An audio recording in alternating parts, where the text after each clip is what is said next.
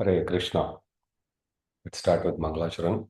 Om Jnanatimirandasya Jnananjana Shalakaya Chakshurunmilitam Yena Tasmai Shri Gurave Namaha Sri Chaitanya Manobishtam Sthapitam Yena Bhutale Swayam Rupa Damayam Dadati Swapadantikam Vandeham Sri Guru Sri Yuta Patakamalam Sri Gurun Vaishnavamscha Sri Rupam Sagrajatam Sahagana Raghunathanvitam Tam Sajivam Sadvaitam Savadutam Parijana Sahitam Krishna Chaitanya Devam Sri Radha Krishna Padam Sahagana Lalita Sri Vishakhanvitamscha He Krishna Karuna Sindhu Dinabandhu Jagatpate Gopesha Gopika Kanta Radha Kanta Namostite Tapta Kanchana Gaurangi Radhe Vrindavaneshwari Vrishabhanu Sute Devi Pranamami Hari Priye Vancha Kalpatarubhyascha Kripa Sindhubhya Evacha Patitanam Pavanebhyo Vaishnavebhyo Namo Namaha Jai Shri Krishna Chaitanya Prabhu Nityananda Shri Advaita Gadadara Shivashadi Gaura Bhakta Vrinda Hare Krishna Krishna Krishna Hare Hare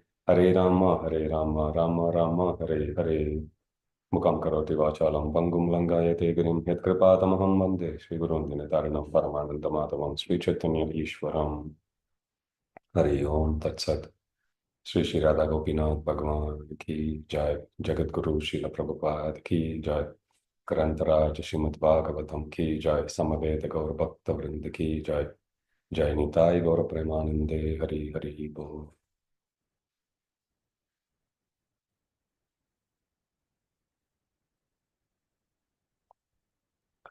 Hare Krishna.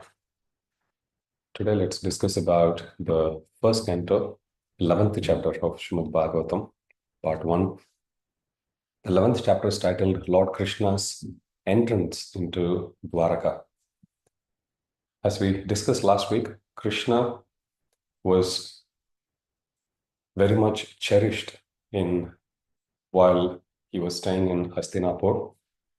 And when he was about to leave, everyone was crying, almost to the point of fainting. And then Krishna had to console all of them. And finally, he departed Hastinapur and he headed towards Dvaraka. This 11th chapter of first canto discusses about how the residents of Dvaraka welcomed Lord Sri Krishna and how he reciprocated with their feelings.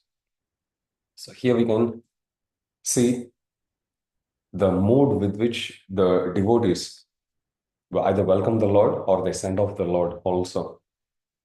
Whenever we visit the temple, this should be our mood. When we are going to meet the Lord, this is Sambhoga. We are going to have union with the Lord. So when we come to the temple, we should not enter the premises with our mind lost elsewhere. Instead, we should be anticipating the darshan of the Lord. When the curtains are closed, when the darshan is about to be open, we should be meditating. The curtain is going to open. Now I'm going to see the most beloved object of my love.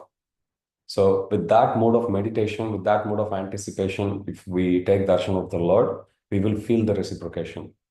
On the other hand, if we take darshan as a mechanical exercise, then we won't find much connection being established. And same holds true even how we study Shastras, how we practice our Krishna consciousness as well. When we chant Hare Krishna Mahamantra or when we sit and hear in classes or when we read the scriptures, if we do it mechanically, we won't have much impact on our consciousness. We won't experience much transformation in our mental and spiritual makeup. On the other hand, if we put attention to hearing properly, and that hearing, we don't need to limit just for hearing the holy name. If we are totally aware of our surroundings, if we are totally aware of what we are doing, how we spend every minute, every second in the service of the Lord, then we'll become more and more conscious and receptive to the mercy of the Lord. So here we can see, on one hand, we see how when Krishna is departing Hastinapur, what are all arrangements the Hastinapur Vasis made. And here in Dwaraka also we see, as soon as Krishna comes, what he does and how they instantly start to celebrate Krishna's arrival in Dvaraka. So when Krishna arrives Dvaraka, he picks out his conch, Panchajanyam Rishikesho. His conch is Panchajanya, pure white. Then he touches with his lips and he starts to blow. The description is given here. The conch resembled a white swan, and Krishna's lips is compared to lotus. So when Krishna put the conch close to his lips and start to blow, simply by the touch of Krishna's lips, even though the conch was pure milk white in color, by the touch of Krishna's lips, it started to assume, it started to take a reddish hue, because you visualize even the conch is going into ecstasy. It's not just the sound of the conch that is making all the hearers of that transcendental sound vibration go ecstatic, but even the conch having come in contact, of course, Krishna is touching, even that is good enough. But here Krishna is placing the conch on his lips and he's blowing. Just with that touch of his lips and Krishna's blowing, Adharamrita, the nectar that's coming from Krishna's mouth, the conch is going in ecstasy and the conch is turning red. So the comparison is given just like how in a whitish, pure white swan plays on top of a lotus. How would it look when you look at it from an aerial view? There is a reddish background, and then you see some white object moving. So similarly, the comparison is given here that the conch is compared to the swan and Krishna's lotus lips to lotus. So when Krishna blows this, all the Dwarkavasis, because they are aware, every personality, when they blow the conch, they are aware about the sound of the conch. Just like in military also, you will see, when the time comes for war, they would beat the drum in a certain way. They make noise in a certain way. They issue vocal commands in a certain way.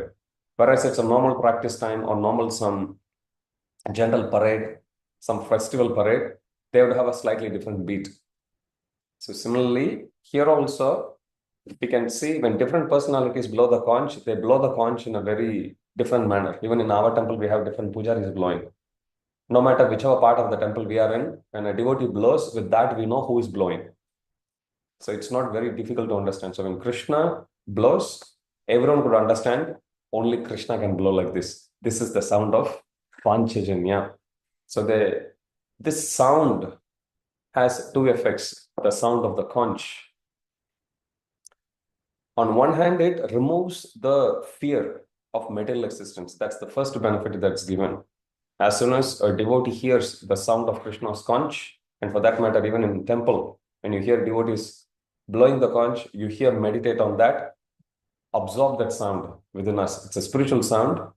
So when that sound comes in, it removes the fear of material existence. Many times, when we live in this material world, most of the times, probably all the times, we're always engulfed with this sense of fear with anything. You go to work, there may be some challenge, immediately the mind will start to say, oh, I'm going to lose my job if I don't do this properly. Or you come back home, you may catch some cold. Immediately we may think, oh my God, this is something serious. Or you eat the food, you find somebody cooked in a certain way, you eat it, even looking at the food, you feel scared again. Oh my God, I shouldn't overeat this, or I shouldn't eat this at all. It may cause some heart attack for me.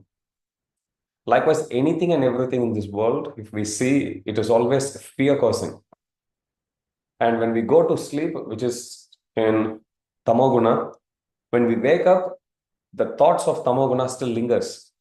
And because of that, what happens is, unless we recharge ourselves by chanting the holy name of the Lord or remembering the Supreme Lord, we will always be engulfed with this cloud of fear.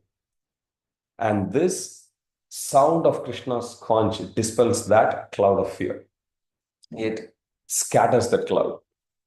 So that's the first benefit that's given. And secondly, it also pushes all Krishna's enemies. Anybody who is dangerous for devotees, it pushes all of them, keeps them at bay and vanquishes them.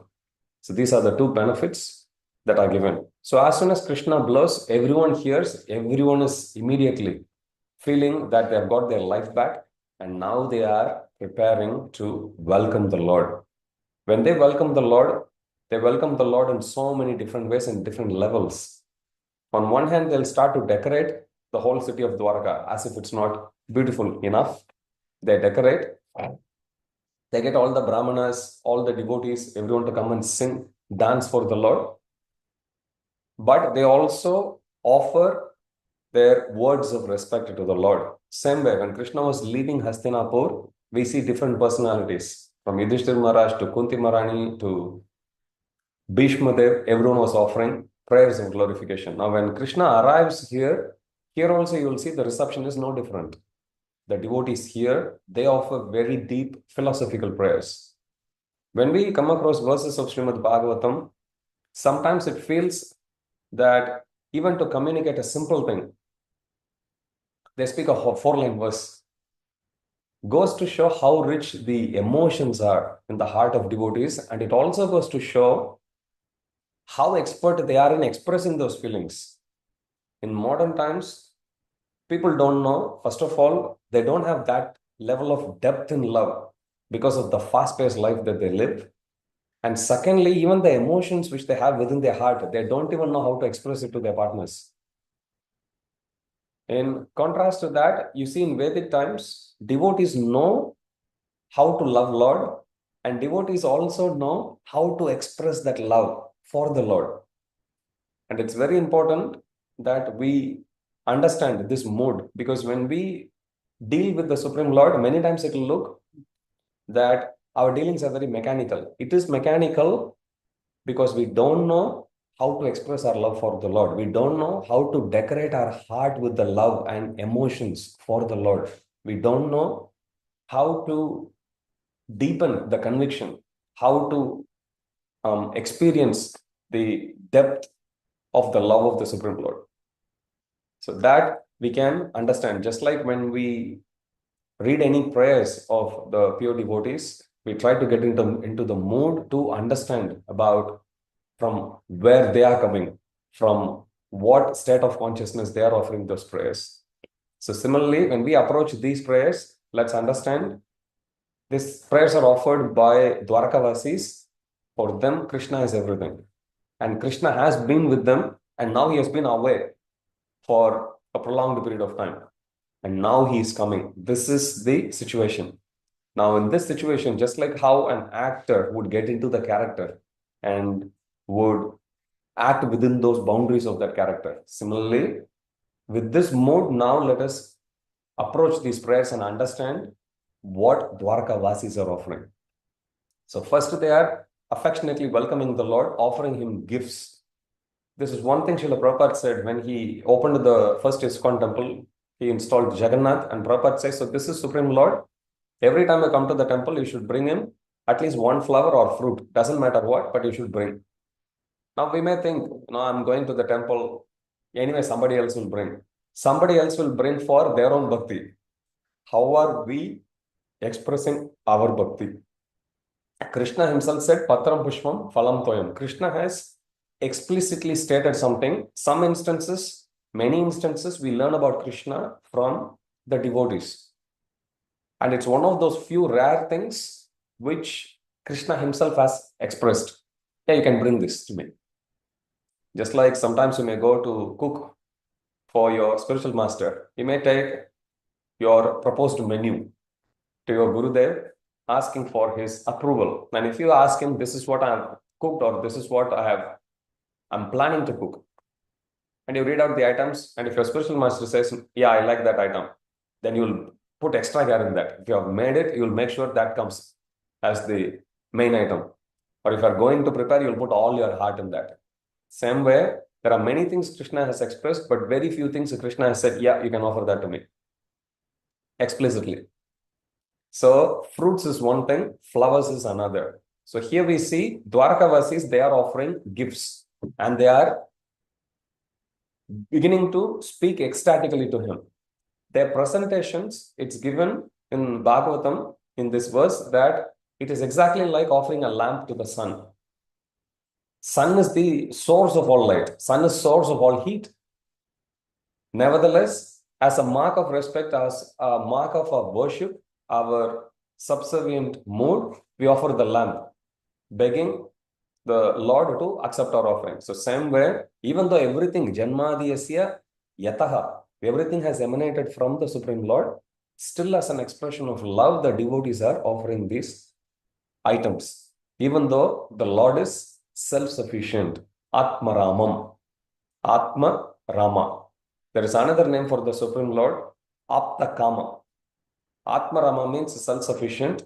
Apta Kama means he for whom every desire gets fulfilled. So this is again one question we can actually put forth for anybody who claims themselves to be an incarnation of the Lord in Kali Yuga or Supreme Lord himself. So Apta Kama, Supreme Lord means he whose every desires get fulfilled. So here Atma Ramam, he is also fully satisfied, Purna Kama. Not only is he self-sufficient, not only is he not dependent on anyone, Purna Kama, whatever desires he had, they also get fulfilled, which means he is not in need of anything. Still they offer gifts. And Krishna very lovingly accepts them. And he, even though he is the supplier of everyone, here he is accepting it simply to reciprocate with the feelings of Dvaraka. And then they continue to offer their prayers. They say, we continually offer respect to your lotus feet. This is not ordinary feet. Brahma Kadigina Padamu. If you read Annamaya's Kirtans, you will see. This is the same lotus feet that's been worshipped by Lord Brahma. Here also you see, they use the same word. This lotus feet is being worshipped by the Supreme Lord Brahma, the Kumaras, as well as Indra, Devendra. This is not ordinary lotus feet. Even the great personalities, according to material calculations, even they offer their respects to this lotus feet. This lotus feet is the supreme shelter of those who aspire for the highest benefit of life, Shreyas. Many times in material life, we try to put a lot of effort in doing something which is temporary. Chanakya Pandit says that if you work to gain something eternal, in order to gain something eternal, you can give up something which is temporary. Still, there is no loss. You give up the temporary for an eternal benefit. There is no loss. Why? Because even though you are experiencing some loss, which is temporary only anyway, you are gaining something eternal. Then you haven't lost anything if you give up something temporary to gain eternal. On the other hand, if you give up your eternal cause to gain something temporary, he says that is a lost cause. Why? Because even if you give up the eternal for the temporary, even if you attained the temporary in that sense, it is temporary by definition, so you will lose it. You have lost what is eternal because that's the price you paid to gain something temporary. So you lost already something which is eternal, and whatever that you gained is also going to be temporary, which means this is also going to be lost after some time. So we have to use our time and other faculties with intelligence to see what is it that is going to give me eternal benefit. Prabhupada often said, Aisha Kshana Ekopi, Nalabhya Swarnakotipihi, Nache Nirartakam Niti, Kachahanis Tatodiga. This is also another saying of Chanakya Pandit. Aisha Kshana Ekopi, even a moment, not even a second, a moment, 1/12 of a second. Aisha Kshana Ekopi, even 1/12 of a second or a one moment. Nalabhya Swarnakotipihi, you can never gain in return to millions of gold coins. Swarna means gold. Swarna Kotipihi. 1 koti is 10 million. Kotipihi is many millions. You cannot regain back even one moment of your life in exchange for millions of gold coins. Nache nirartakam niti kacha hanis tatodika. If this is the case, when you can't even buy a moment in exchange of millions of gold coins, what could be more waste in your life than the time which is misspent? So we have to be very, very mindful. The clock is ticking. We are not in a state of inertia. We may think we are not doing anything, but the life is catching up. Age is catching up. So with every moment, we have to be mindful. How am I engaging? How am I spiritualizing this? How am I using this, investing this, something which is temporary? Time in this life, it's temporary. For my eternity. So Chanakya Pandit says that's what our focus should be. And whatever little effort, which means temporarily, there may be some sacrifices we need to make. Temporarily, we need to give up something which is very close to our heart, something which we like to do, something we like to eat, but that may not be very conducive for our spiritual well-being. So we need to make intelligent choices that way, and we need to build our eternal future using the temporary faculties. And the more we do, more we will actually see eternal faith, eternal wealth building up. So here, they said this lotus feet is offered respects by Brahma and other great personalities. This is the shelter of everyone who aspire for the highest benefit in life. And third thing they say is, it is never influenced by inevitable time. In other words, even one comes and does Krishna Bhakti, even for a short period of time, Swalpam Appiyasya Dharmasya Trayate Mahato Bhayat. Swalpam Mahato. Little bit bhakti we do, in return we'll get Mahato. We get biggest benefit. It will protect us from the most dangerous type of fear. So in this way, they first worship the Supreme Lord's lotus feet. And second, then they actually start to attribute whatever success that they face in their life. It's only due to worshipping the Supreme Lord. Bhavayanastvam bhava vishva bhavana tvameva mata tashuhritpati pita tvam sadgururna paramam cha daivatam yasyanu vritya kritino babhuvima. So they offer their respects in so many beautiful ways. They say, oh my Lord, you are the creator of this universe. Bhavayanastvam bhava vishva bhavana. You are our mother. Tvameva matata. You are our well-wisher. You are the Lord, Father, Guru, and worshipable deity. So they address the Supreme Lord in so many different ways. They see the Supreme Lord. The devotee sees the Supreme Lord as one's maintainer, as one's father, as one's mother, as one's Lord, worshipable deity, as the ultimate shelter. So beautifully, they say, Tvameva Matata Shuhrit Pati Pita. They say everything. Tvameva Mata. You are our mother, well-wisher, Shuhrit, well-wisher, Pati Pita. You are our Lord, and you are our Pita also, which is our father. Aham Bija Pradapita. So you will see each of these, they are not just sentimental words. These words are based on one's deep understanding and conviction. These words are based on Shastri Praman. Krishna himself says in Bhagavad Gita that I am the seed-giving father for all the living entities. And here we see that the Dvaraka also refer from that, and they also express their genuine feelings. This is how we feel. Now, one may say, how can one person experience all of this? One person at different times may experience this. One person at the same time also may experience this. Many devotees can also have each one of these unique relationship with the Lord.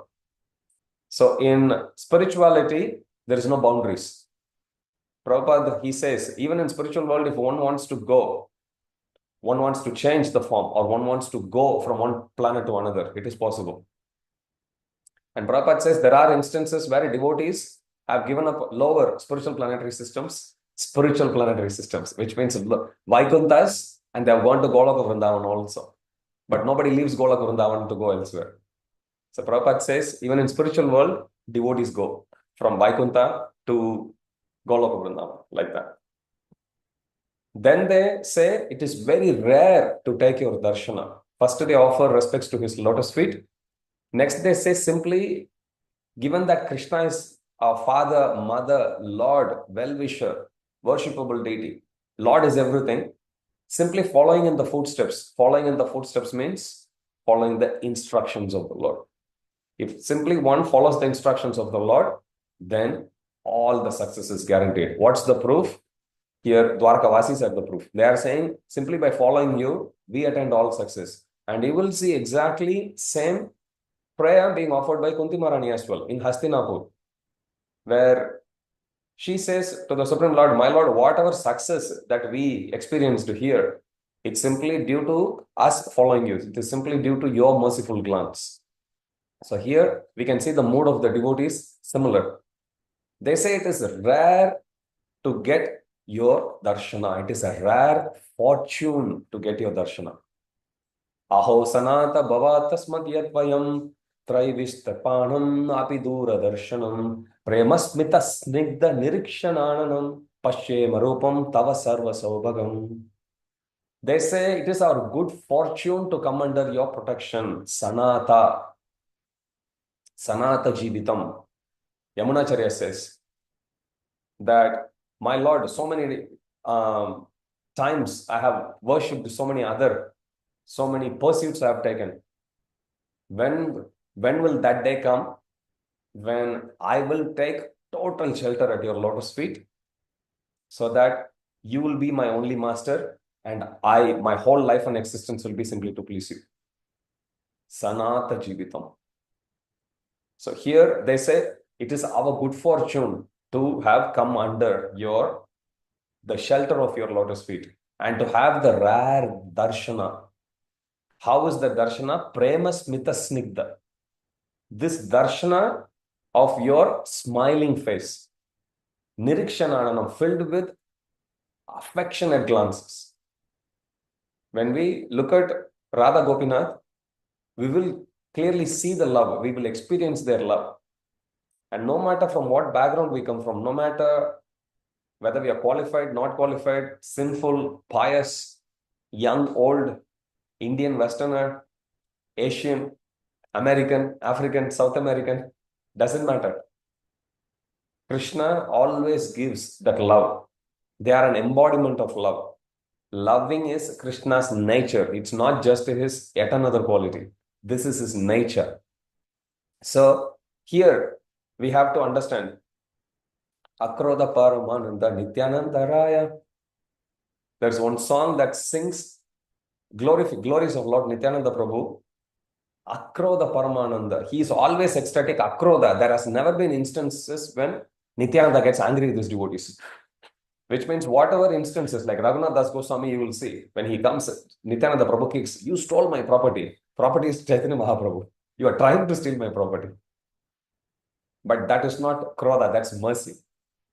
From that one simple kick comes the biggest festival of Prasadam, Panihati festival. So, Lord always loves.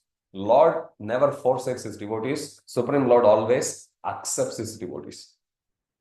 So, this is so rare to get this darshana, a darshana that is imbued, that is decorated with smiling, merciful, affectionate glances. Prema smita snigdha nirikshananam. This darshana is so rare for even demigods to get, but we are getting this darshana. Oh my Lord, it was only due to your causeless mercy. And now they are putting forth. This is so far Sambhoga. Now Vipranlabha comes. They say, my Lord, whenever you go to Mathura, Vrindavan, Hastinapur, to meet your friends, every moment looks like one yuga, millions of years. Yugaitam nimishena. So they are expressing their unbearable separation also. Because Krishna has come from a very, very long delay. Initially, Krishna went to get Pandavas re-established as the king and starting from his peaceful mission. That didn't work. Then the war. And then after the war, Krishna had to be there to pacify different personalities. Yudhishthir Maharaj, Kunti Maharani, everyone. And then Krishna extended his stay further to pacify everyone, especially his dear sister Subhadra, who had lost her only son, Abhimanyu. So Krishna has stayed abroad for a long time. So now he has come.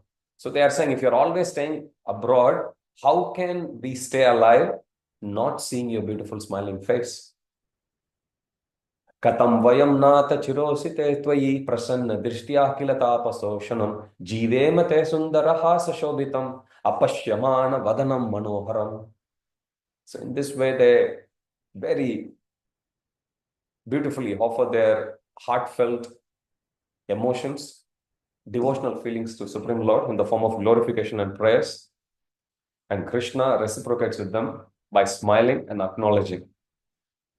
And you can see Krishna reciprocates, especially when it comes to so many groups of personalities, smiling, acknowledging, just gently bowing his head. This is how he had responded to Kunti Maharani. After her all prayers, Krishna reciprocated with her. It's given there, smiling. Same way as Krishna was walking on the streets of Hastinapur with Arjuna holding an umbrella, Satyaki and Uddhava fanning him with Shamara fans, and Brahmanas reciting auspicious sound vibrations, Swasti Vachana. And we heard in last class how the Hastinapur ladies, they were talking to each other about Krishna's supreme position, and they are also glorifying about the devotion of the queens of Dvaraka as well as the gopis. Krishna is hearing everything and then he smiles at them. Here also we see acknowledging all their greetings, which means Krishna is again smiling at all of them, giving them a merciful glance, and then he is entering into the city of Dvaraka. And the description of the city of Dvaraka is given. It is protected by the Vrishnis and was filled. Vrishnis is one dynasty, but it has got a lot of different clans also under Vrishni. Antaka, Bhoja, you will come across all of that. Yadavas. Dwaraka was protected by the Vrishnis and was filled with the opulences of all seasons. Vrindavan is given a place where all the seasons are present at all the time, simply to increase Krishna's pleasure. Combination of seasons also you will see in some forests of Vrindavan. Dwaraka is also like that. So Krishna, wherever he is, everything is there, because every season is also a personality. Everyone wants to offer their best service to Krishna. They are all present there. There are hermitages, orchards, gardens, parks. Prabhupada says the gardens and parks, they are actually needed for one's spiritual and mental well-being. Prabhupada says it refreshes one's mind. And it's important. Many times when we go close to the nature, we feel that. So we need to give ourselves more opportunity. Here we have New Gokula Farm. We should visit as much as possible to be with the cows, to be close to nature, to be with Radha Gokulananda, to be with the devotees. So the more we align our lifestyle to be in resonance with Mother Nature, more we will feel that we are in our natural position. It will take us more and more close to the natural position, which is being servant of the Lord. On the other hand, if we move away from that natural setting and create a lifestyle which is very artificial, concrete building, concrete everything, then we feel more and more disconnected away. So Prabhupada says Krishna likes villages. Villages are created by God. Forests are created by God. City is invented by man. So it's very important that we stay connected to the truth. Prabhupada, that's why he emphasized so much on Varnashrama Dharma. He emphasized so much on farming. He emphasized so much on setting up, establishing farms. Prabhupada says that is 50% of my mission. How much important it is. How much emphasis did Prabhupada put in farms? So as members of ISKCON, it's our responsibility to first of all support the existing farms as well as to establish more and more farms. Because Prabhupada says we need to establish communities everywhere and welcome people. So when they come, they can see the simple sattvic style of living, and they will also be attracted to be a member of such a community. I was thinking during COVID times, when the movement of the passengers between different countries, states, villages, even from the local government area, from even one LGA, he stopped to going to another. I was thinking at that time that this is why Prabhupada emphasized so much on produce everything locally. Prabhupada was not so much on cash crop cultivation. Prabhupada has visited different countries where he would see thousands and thousands and thousands of acres of only cornfields, nothing else. Another places, Prabhupada visited another country, he saw thousands and thousands and thousands of acres of sugarcane cultivation. Prabhupada says, what's the use? They are making sugarcane. I think Prabhupada commented that in Mauritius also. They're making sugarcane, exporting the sugarcane to England. England in turn is actually selling them sugar. So Prabhupada says, how is this self-sufficiency? This is the advice Prabhupada had given to the government officials there. You should produce everything locally, multi-crop. Then anything surplus, you can do trading. But Prabhupada says self-sufficiency is the fundamental principle of a farm community, which means if there is a community, everything has to be produced locally. It could be rice, it could be grain, sugar, oil, spices, flowers, fruits, everything.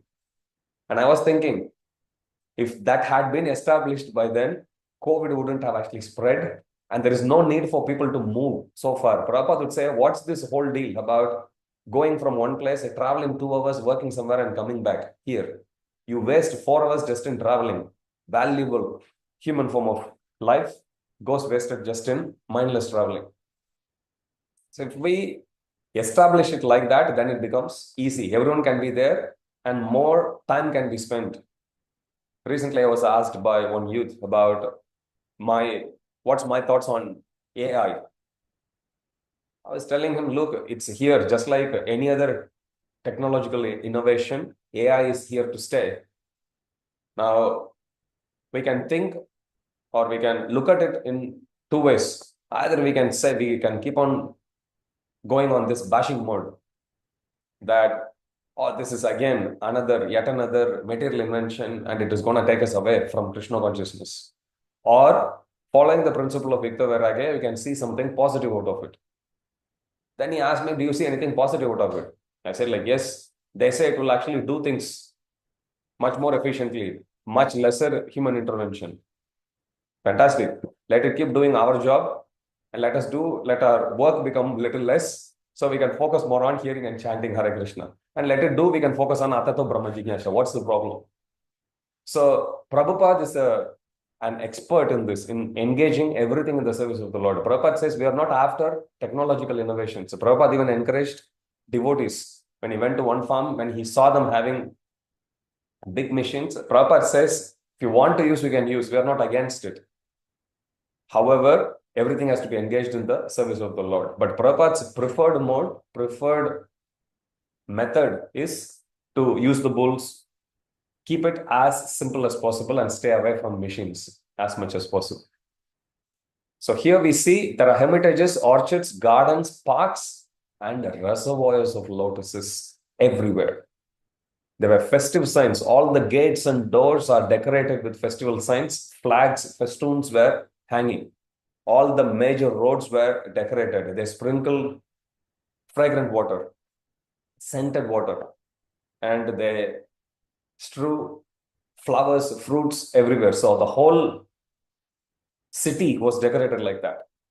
Now, Krishna may not go through every path of that, but the whole city is decorated like that. That's how much wealthy they were.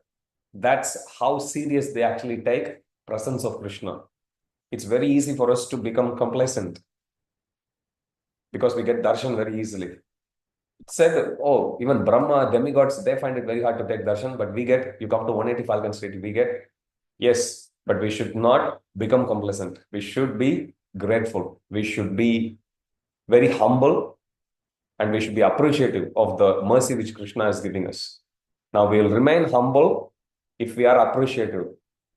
If we are appreciative, to become appreciative rather, we need to be aware, we need to be conscious.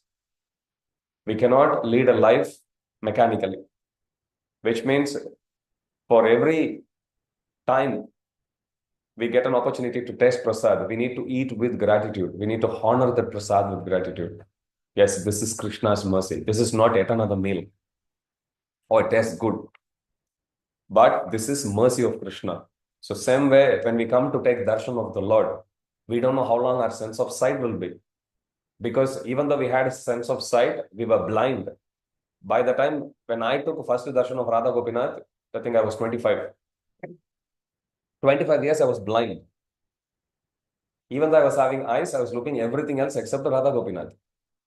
So we should not take it for granted. Now, there will come a time when even our eyesight, maybe, if it gets affected, we may not be even able to take darshan.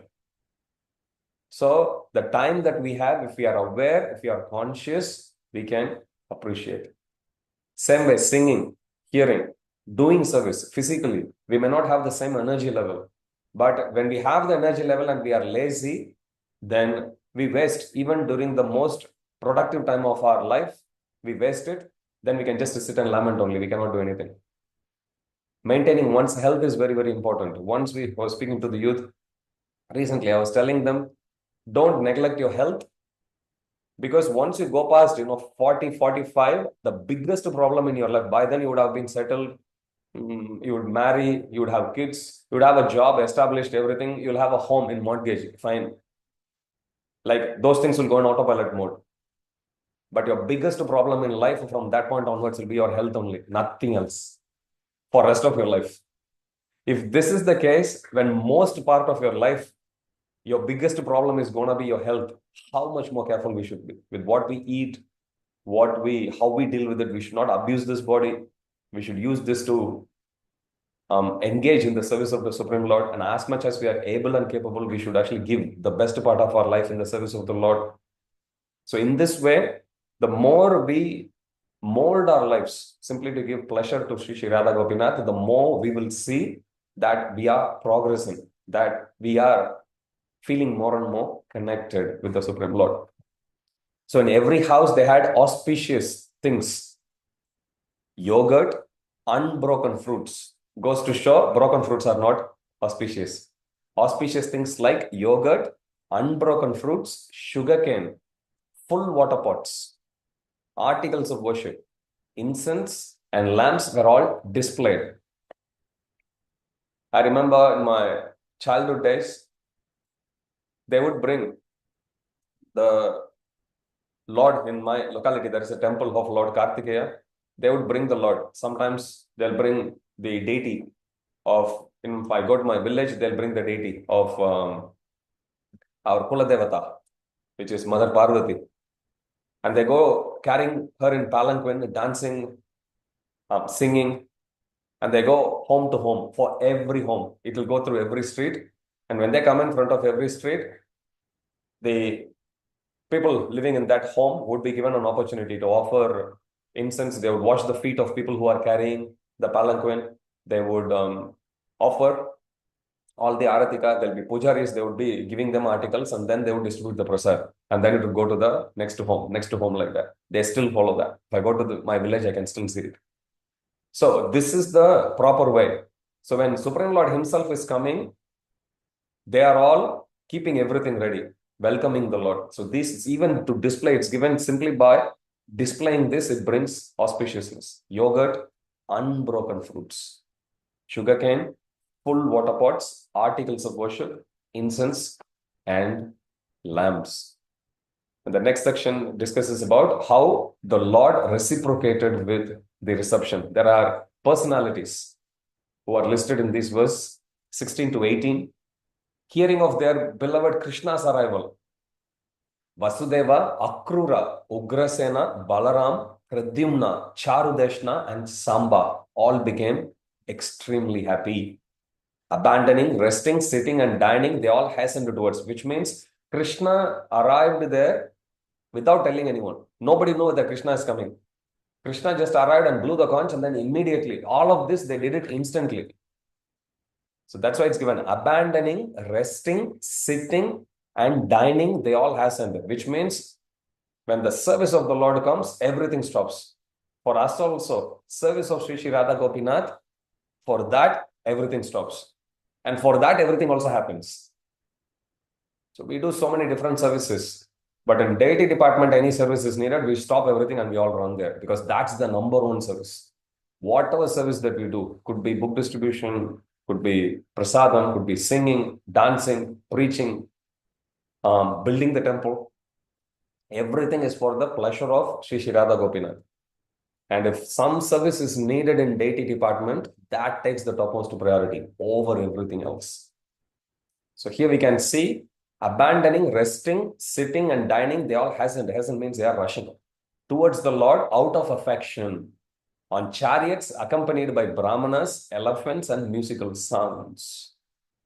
Many prostitutes eager to meet the Lord with dazzling earrings began to proceed on various vehicles. Prabhupada says even in Vedic times, there were prostitutes. Otherwise, men will go corrupt the women from proper cultured families. So a part of the setup in the Vedic lifestyle is there will always, because there were men who were always not so self-controlled, there were a group of prostitutes all the time and they were always been taken care of that way. But they are respected, not looked down upon. So here we can see it's not because they are prostitutes, they are not even allowed to come in public, they are not shown respect, nothing like that. They are also given respect. Prabhupada would even speak about Malik family, Prabhupada's relatives. So many prostitutes eager to meet the Lord with dazzling earrings began to proceed on various vehicles. It also goes to show that the Supreme Lord is there even for prostitutes. So Supreme Lord doesn't abandon anyone. Expert dramatists, artists, dancers, singers, historians, genealogists, and learned speakers. Genealogists. People will actually tell you about your whole history. So here, genealogists, they are also there to remind one about their lineage, to remind one about their forefathers, their ancestors. And learned speakers all did their respective performances to welcome the Lord. How many people from so many different walks of life, they are coming to offer their respects. Lord Krishna duly honored everyone according to their position and properly greeted them in terms of their rank and position. Yathavidhi. By bowing, greeting, embracing, shaking hands, looking, smiling, assuring, and awarding benedictions. Wow. These are the different ways how Krishna reciprocated. Krishna is bowing down to seniors. He is greeting people in general. He is embracing people who are very close friends. He is shaking hands. He is looking. For some people, that's enough. Wow, Krishna looked at me. He's smiling at some people. He's assuring. And he is awarding benedictions. Amazing how Krishna reciprocates in so many different ways. Then the Lord entered the city accompanied by elderly relatives and invalid brahmanas with their wives, all offering benedictions and glorifying the Lord. So when they become elderly, they may not, or very old, they may not be even able to move. Still, Krishna is embracing everyone. So Krishna is accompanied by even elderly relatives and invalid brahmanas, or brahmanas who are very old, with their wives, all offering benedictions and glorifying the Lord. One single person coming in, everyone is satisfied. This is the scene of the spiritual world. And this is what is awaiting us when we go back to the spiritual world. And simply to evoke that attraction, evoke that desire to be with Krishna and to serve Krishna this way, Krishna has very kindly given us all these beautiful descriptions in Srimad Bhagavatam. Let's continue to read and let's continue to relish the beautiful pastimes of Lord Sri Krishna. We'll continue with the rest of the chapter next week. Jagat Guru Srila Prabhupada ki jai. Shri Radha Gopinath Bhagwan ki jai. Grantaraj Srimad Bhagavatam ki jai. Samaveda Gaur Bhakta Vrinda ki jai. Jai Nitai Gaur Premanande. Hari Hari Bo. Hare Krishna.